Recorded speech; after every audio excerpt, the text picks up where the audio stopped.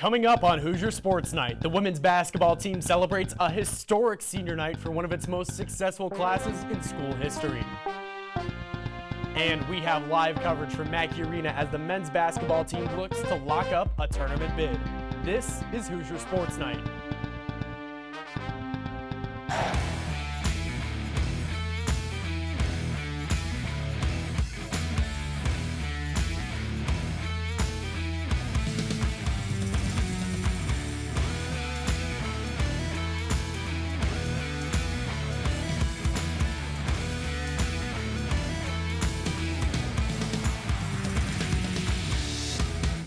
Welcome into Hoosier Sports Night. I'm your host, Michael Tilka. We have wall-to-wall coverage here tonight with so much going on in IU athletics. First, we have women's basketball to start us off. And IUSTV women's basketball beat reporter Christian Steiner joins us now to talk about the team's senior night. Christian, what can you tell us? Thanks, Michael. IU took care of business tonight, defeating Nebraska 81-52, including 26 points from redshirt junior Ali Patberg. But that wasn't the biggest story tonight. It was senior night tonight, and because of that, lone senior and team captain Brenna Wise had the spotlight on her. During the game, Wise scored a 3 on her lone shot attempt, but her impact extended far beyond her box score numbers. Following the game, Wise received a tribute video and got a roaring applause from Assembly Hall as she exited for the last time. Wise talks about her experience and where the team goes from here. I'm just forever grateful to even have the opportunity to play at Assembly Hall, and every night I'm going to leave it all out there. And I always say if Assembly Hall could talk, other stories it would tell. But deep down inside, I don't believe that tonight's my last night that I'll play at Assembly Hall, and I'm still holding on to that and still working on that. If it is, forever grateful, and we'll never forget this night, but it will continue to be the driver in the next 10 days. Now I'm joined by Jimmy Sutton. He's going to tell us what to expect in the Big Ten tournament come next Friday. Yeah, so I think obviously today they clinched the double bye, so they're guaranteed to play Friday. More than likely, I'm pretty sure they're locked into that 4th seed. So what we're going to see happen here is more than likely it's going to be Ohio State at the 5. And Ohio State, if the season were to end today, Ohio State would be the 5, and Wisconsin and Illinois would be the 12 and 13 game in the first round. And Ohio State would play them, and then whoever wins that game, Indiana would play. That's who Indiana would end up playing. But I think also one thing that you have to look at is if Indiana gets past that first game, which team does Indiana want to play out of the 3 left? Northwestern, Northwestern, Maryland, and Iowa. And it's going to come down to who do they want to play, and I think the best option for them is realistically Iowa. I think they would really want to go out and get revenge after the double overtime loss on the road earlier in the season. But I think they're probably going to end up playing Northwestern, and that'll be a tough matchup for them. It will be, but they're going to have to go out there and fight and see what they can do, and that's how the Big Ten tournament's going to be looking as of right now. All right, thanks, Jimmy. IU goes on the road to face Michigan on Sunday. For Jimmy Sutton, I'm Christian Steiner. Back to you, Michael. Thanks, Christian. IU will close out the regular season on Sunday against Michigan and then head to Indianapolis with the Big Ten tournament starting on Wednesday. At 20-plus wins, the women's team has all but locked up a trip to the NCAA tournament. Meanwhile, the men have a little more work to do as IUSTV men's basketball reporter Jack Grossman joins us from Mackey Arena all the way in West Lafayette. Jack, welcome to the program. Thanks, Michael. Indiana fell to Purdue for the 7th consecutive meeting, this time losing to the Boilermakers 57-49 right here at Mackey Arena. It was not pretty, as the score might indicate. Purdue did a phenomenal job of limiting Indiana offensively, and a big reason for that was by doubling the post, making it really hard for Indiana, especially star Trace Jackson-Davis, to do anything inside. Purdue big man Travion Williams talked about how Purdue limited IU in the paint. Watching film, and we broke it down, and we really broke down their offense. It's like if they don't get post-ups, then what do they get? You know what I mean? So that's pretty much been our offense, and that's how they get energy and they attack players and stuff like that. Purdue was plus 14 in points in the paint on the day. They also had a big advantage in the turnover battle, where Indiana had 4 key turnovers in the last 2 minutes of the first half. Saw the ball game go from a 1-possession contest to a 9-point lead by halftime. Archie Miller not happy with how careless his team was with the ball. I thought we really competed and played hard in the game. And without a couple stretches in the first half, at least that one with the last 2 minutes, those turnovers game over. You know, you can't give a lot of ball turnovers on the road, in particular here. Even though Indiana had an absolutely putrid offensive performance, it wasn't all bad for the Hoosiers. When IU was able to keep Purdue in the half court, they did play really well on the defensive end, and effort level wasn't an issue for Indiana either. They were able to hit the offensive glass consistently in the game. And that's going to be a big key for IU moving forward, because it doesn't get any easier for the Hoosiers. They play their last regular season road game at Illinois in Champaign on Sunday before wrapping up the season with a pair of home contests inside Simon Scott Assembly Hall against NCAA tournament bubble teams in Minnesota and Wisconsin. Reporting live from Mackey Arena, I'm Jack Grossman. Tilka, back to you in the studio. Enjoy the birthday, my man. Thanks, Jack. IU has 3 more games left in the regular season, facing Illinois on Sunday, Minnesota on Wednesday, March 4th, and Senior Day happening against Wisconsin on Saturday, March 7th. To round out our live coverage this evening, swim and dive beat reporters Jake Toppin and Brandon Schaff join us now. Gentlemen, take it away. Thanks, Michael. So we're here at Councilman Billingsley Aquatic Center, where day 1 of the 2020 Big Ten Championships just concluded here. Indiana finished in second place behind Michigan by 2 points. Michigan leads with a score of 120, Indiana with 118. I'm Brandon Schaff alongside Jake Toppin. We've been covering the team all year, but this is really what it's come down to now. The championships here with the rest of the Big Ten, and it really was a great day for Indiana getting things started. Yeah, Indiana needed one of these relays, and they got one of them. That's all that matters. They won the 200 medley relay, and then they got third. They were trying to get second. They just barely got outtouched by Ohio State, but they won the 200 medley relay, so they'll take that. And they're only behind by 2 points after day 1, so I think he'll take that. Well, look, that 200 medley relay was a very exciting one for Indiana. They set the top time in the entire nation, beating out Cal Berkeley, which now is the fastest time in the country. And you move on, of course, to the 800 free relay, a very difficult one for Indiana. They wanted more than third place, but that's where they finished. Yeah, Michigan finished with the time of 6:11, and then Indiana came in right behind Ohio State at around 6:15.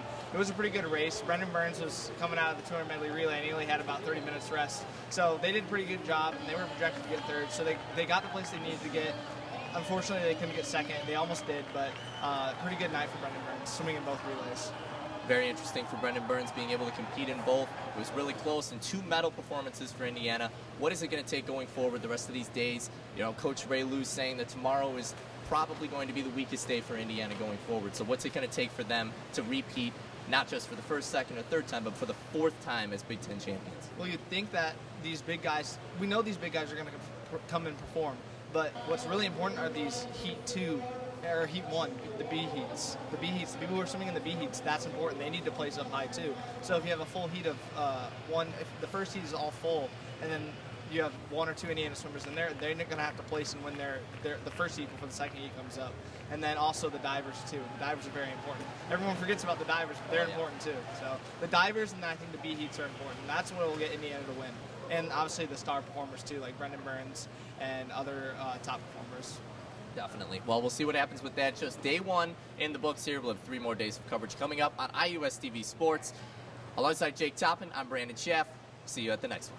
Thanks, guys. The men's swimming and diving championships will conclude on Saturday right here in Bloomington. With the Little 500 being less than 2 months away, first-time riders dusted their bike seats off and got the chance to practice on the track for the first time during Rookie Week. Even with February temperatures being below 40 degrees, the rookies are having to adapt to the many challenges of Mother Nature with rain, wind, and non-ideal track conditions. Rookie Week is 2 weeks of track riding that's open to all new riders, where they learn bike exchanges, cycling communication skills, and for some, how to hop up on a bike again. People that come are not cyclists to begin, myself included. I was not when I did Rookie Week. I was not a cyclist. I actually played football and basketball, so not even close to long-distance sports.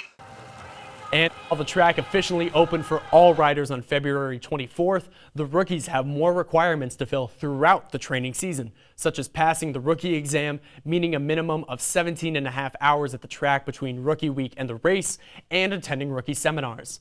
The 75th running of the men's and women's Little 500 races are set for Friday, April 24th and Saturday, April 25th, respectively. Lauren Beery, Griffin Epstein, and Meredith Strewing will have all of your Little 500 coverage for IUS TV Sports.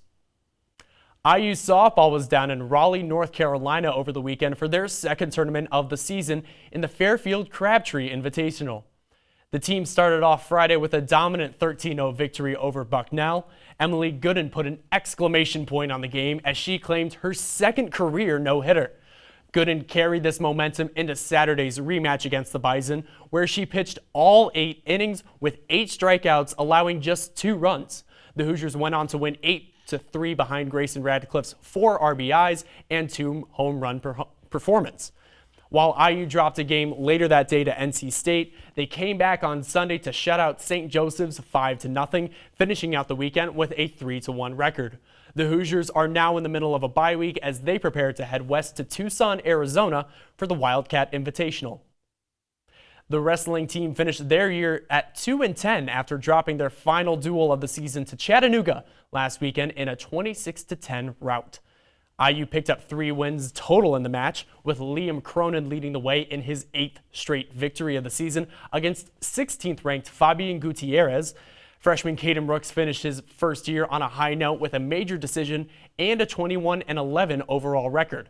Finally, Jake Hines nabbed his first ranked win of the season as well over number 13 Matthew Waddle at 187. The Hoosiers will take this weekend off before heading to Rutgers on Saturday, March 7th for the Big Ten Championships. When Hoosier Sports Night continues, one of IU football's stars from a year ago faces serious charges following a weekend arrest. And even though their home opener got snowed out on Wednesday, the baseball team still had a productive weekend a few days prior. You're watching Hoosier Sports Night.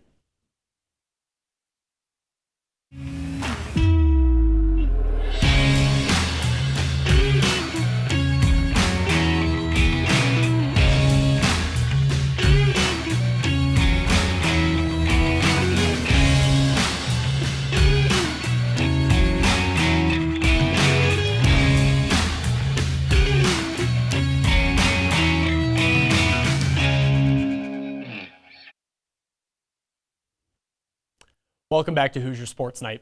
Indiana tight end Peyton Hendershot is currently facing a felony charge along with 3 additional misdemeanors following an arrest over the weekend. Hendershot reportedly entered his former girlfriend's home uninvited and at one point grabbed her around the throat. He was released on bond the next day. Hendershot was a key part of Indiana's offense this past season, starting every game and collecting 4 touchdowns for the Hoosiers. His 622 yards were the second most on the team and the most in a season for a tight end in program history. Tom Allen announced on Monday that the 20-year-old Hendershot has been suspended from the team indefinitely following his Saturday night arrest. The All-Big Ten sophomore is not allowed to participate in any team activities while suspended.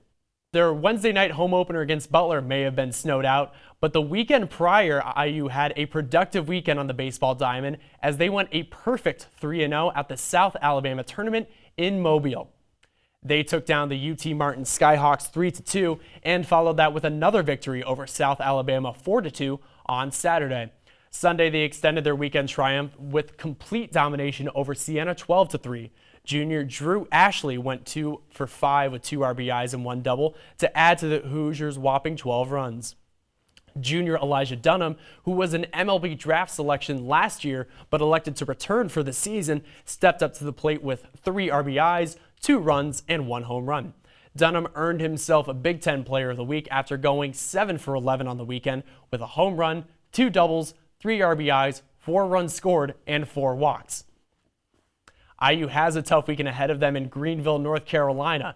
They will play another 3 games, first taking on 17th-ranked East Carolina on Friday, High Point on Saturday, and close out the weekend with 13th-ranked Ole Miss on Sunday. The women's tennis team hosted Ball State and Cincinnati over the weekend. How did they fare? Luke Christopher Norton tells us more. The Hoosiers had a 2-match slate on Sunday against both Cincinnati and Ball State, and the team opened up their day with a 4-0 win over the Bearcats, during which senior Michelle McCamey clinched the match for the team with a win in the singles. The scores, I think, turned out definitely by far in our favor, but I think we fought tooth and nail for every matches and just, proved that we were the better team today. So that was fun, yeah. After emerging victorious over Cincinnati this morning, the Hoosiers struggled out of the gate against Ball State, dropping the doubles point. However, the team was able to come back and win every single singles match for a 6-1 victory over the Cardinals.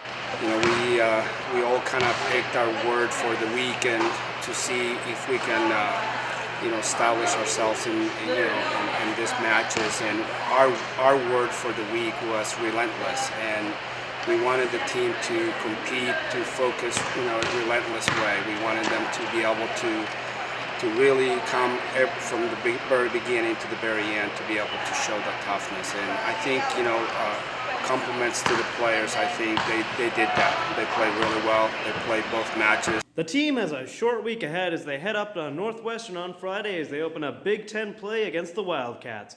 Then they will turn home on Sunday to take on the Penn State Nittany Lions. For IUS TV Sports, I'm Luke Christopher Norton.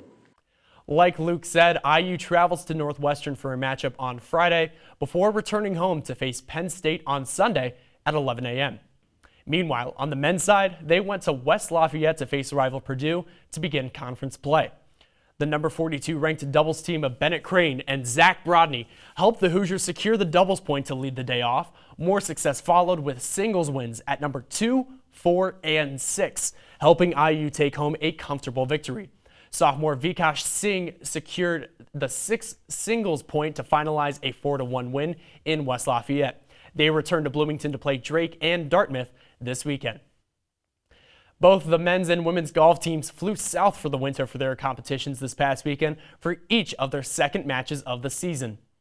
The men's team were in Puerto Rico at the Dorado Beach Collegiate. The weather was awful, however, though, as the heavy rain forced the event to be cut short, with only one round of play able to be completed. Ethan Shepard led the team with a 1 under 71 to finish tied for 26th. The Hoosier women were in Peoria, Arizona for the Westbrook Invitational. Annie Eisenhunt once again led the way for IU, shooting 3 under for 3 rounds played. Eisenhunt finished tied for 19th. The men are back in action at the end of March in Seattle, and the women take to the course next on March 2nd in Florida. The Hoosiers track and field squad traveled to Notre Dame for the Alex Wilson Invite and saw this meet with 2 chances to make history. Redshirt senior Willie Morrison placed first of all collegiate athletes in shot put. All the while, both medley teams had notable success. The men's distance medley relay team had a season best time in their race. This time is also good enough for second in program history. The women's distance medley relay squad managed to finish 6th. Up next for IU is the Big Ten Indoor Track and Field Championships, which are set to begin February 28th and 29th in Geneva, Ohio.